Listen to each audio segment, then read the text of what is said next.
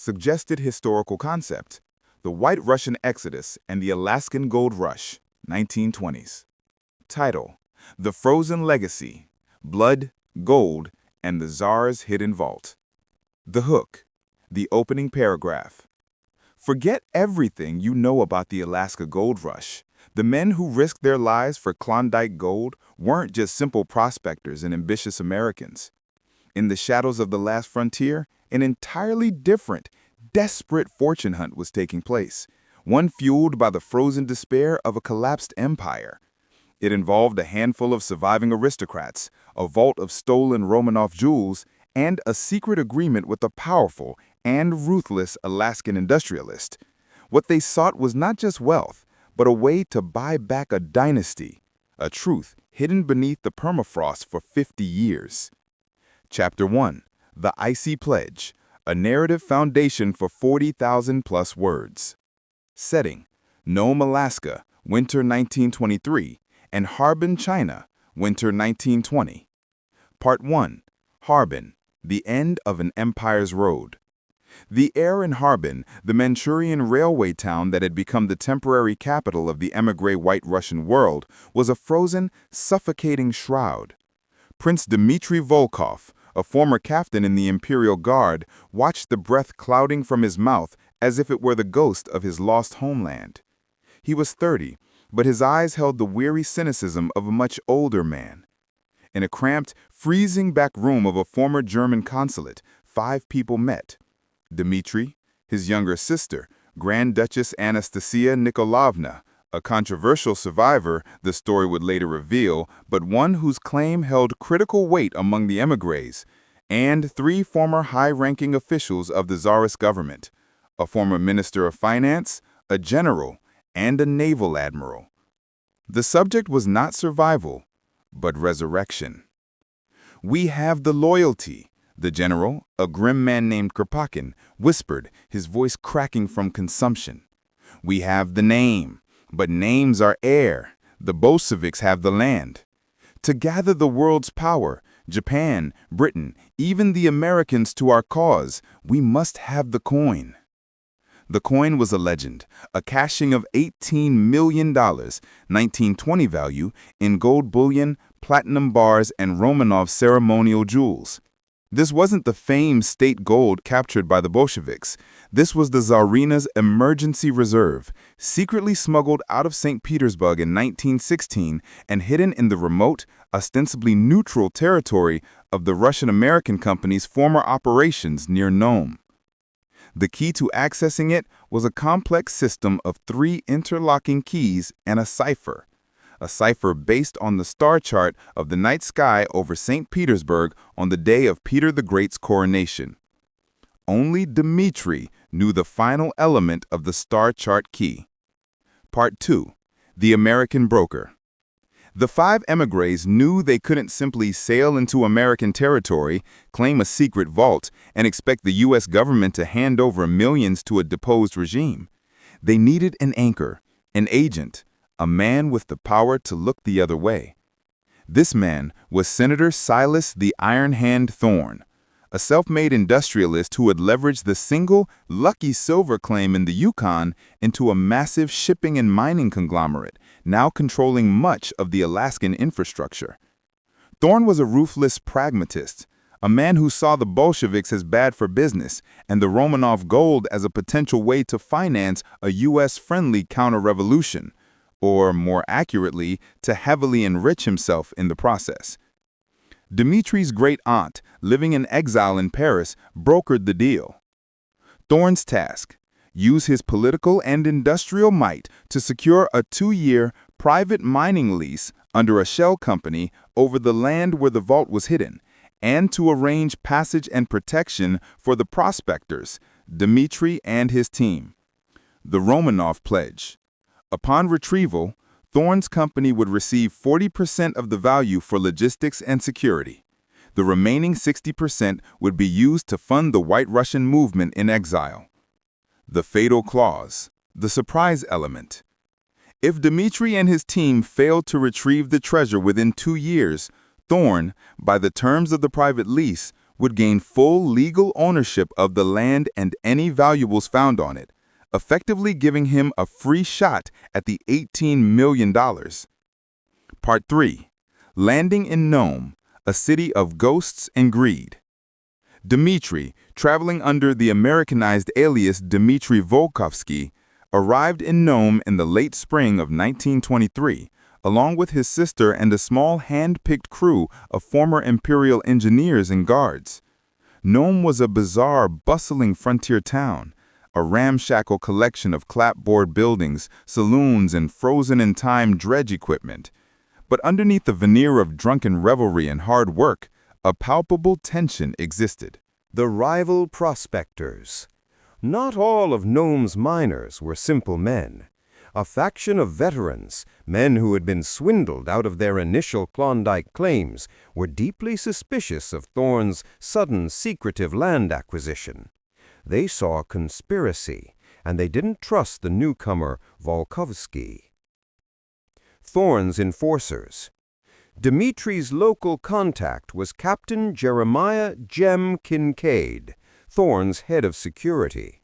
Kincaid was a former Pinkerton agent turned mercenary whose loyalty was bought with high wages and a taste for intimidation. He was the physical manifestation of Thorne's iron hand. Kincaid's cold, scrutinizing gaze on the docks was the first warning sign to Dimitri. This partnership was a prison sentence in the making. The landscape of lies.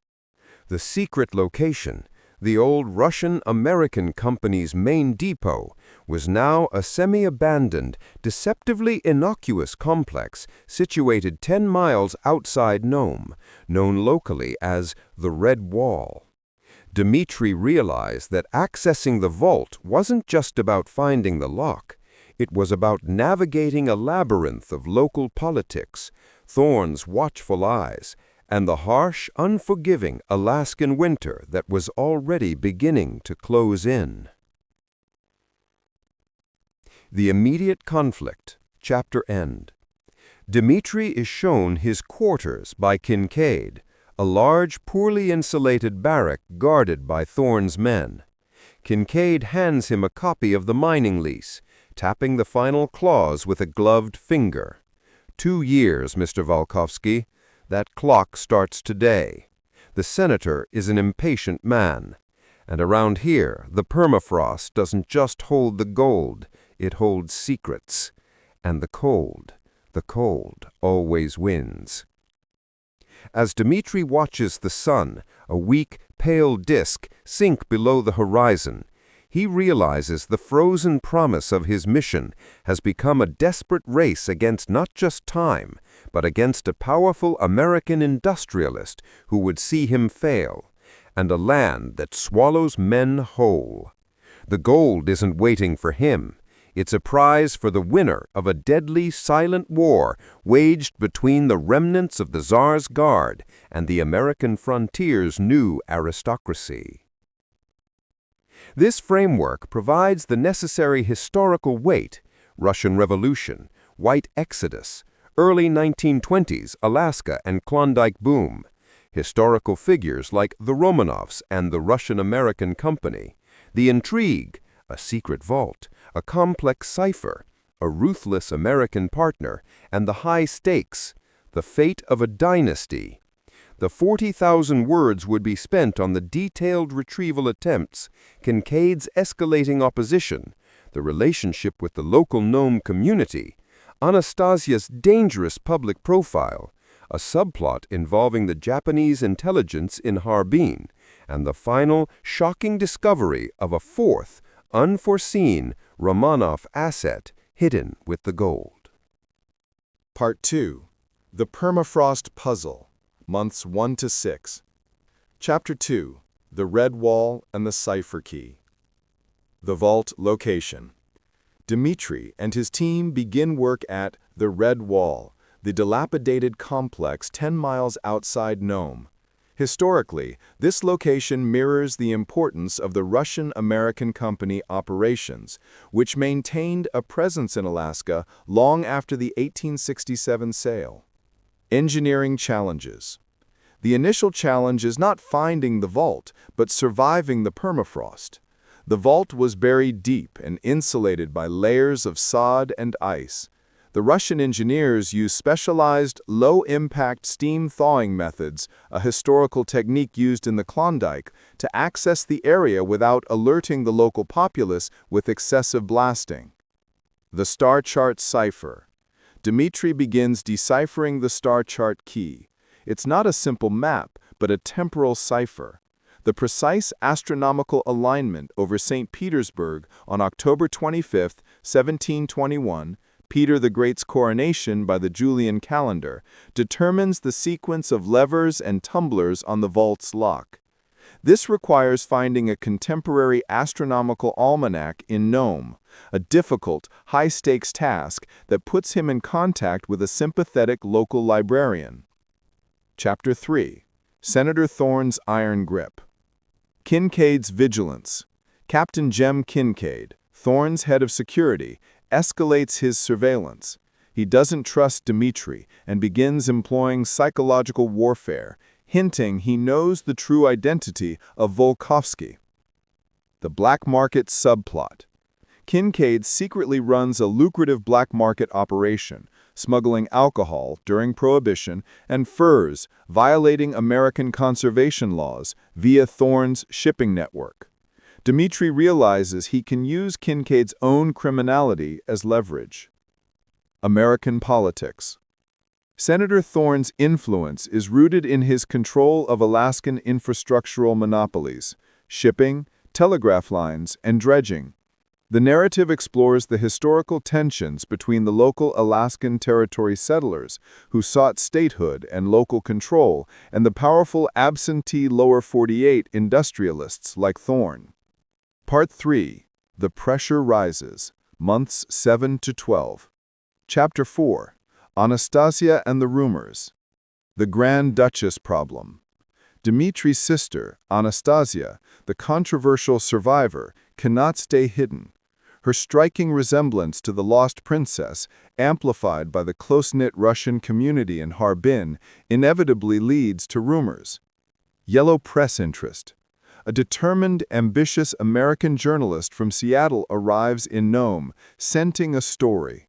She fixates on Anastasia, framing her as a refugee survivor, which inadvertently draws the attention of Bolshevik agents watching the West Coast for Romanov assets.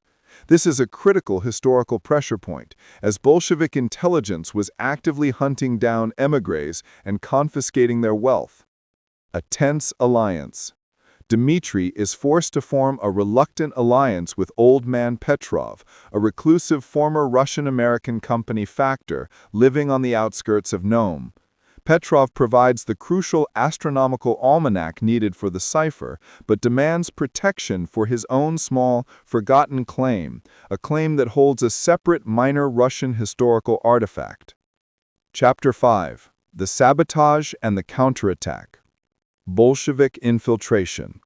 A Soviet operative, disguised as a common laborer, arrives in Nome, hired by Kincaid, unaware of the man's true identity, to work on the site. The operative's goal is to sabotage the retrieval effort and ensure the gold falls into no one's hands but Moscow's. The race against winter. The digging is successful and the team uncovers the heavy steel vault door. However, the first great Alaskan winter storm hits, threatening to flood and refreeze the excavation site, sealing the vault shut permanently and validating Thorne's legal claim through failure. The counterattack. Dimitri and his engineers are forced to take a desperate risk.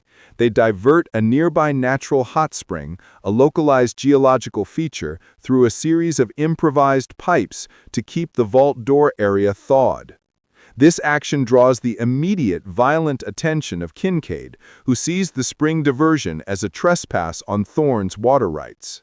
Part 4. The Reckoning, Months 13 to 24. Chapter 6. Opening the Vault. The Triple Key. Dimitri successfully uses the 3 physical keys and inputting the sequence based on the Star Chart Cipher. The tumblers turn, but the lock mechanism is old and seizes. The standoff. Kincaid and his men arrive at the site demanding they stop.